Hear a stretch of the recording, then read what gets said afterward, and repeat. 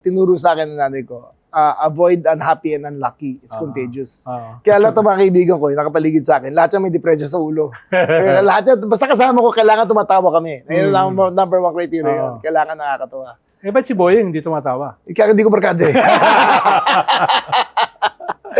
Hindi tumatawa yun eh. Paano yan? Paano kayo mga magkakapatid? Anong relasyon nyo?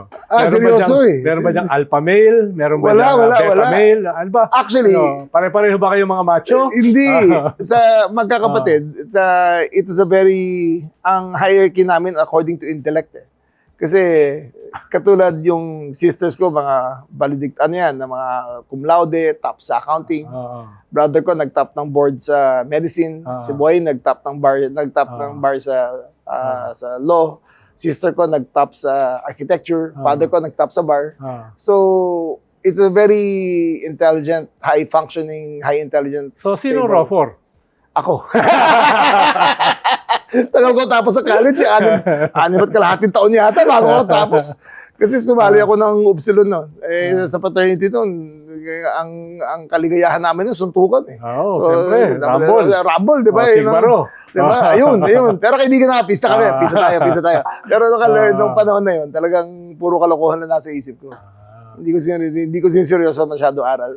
Which I kind of regret. I should take it more seriously.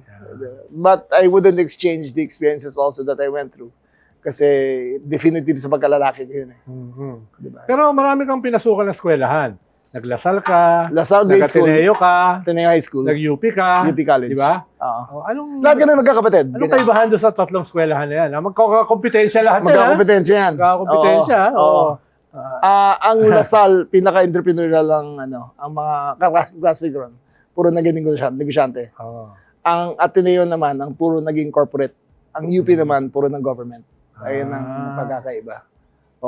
Ang Ateneo may sariling brand of humor kasi may parang elitist may humor. humor sila. May elitist ng humor ng ng Ateneo eh. Mga Arneo. Ang UP naman, doon lang ako pagpasok ko ron, ang lahat ng kasabay ko puro ambisyoso at saka mga galing.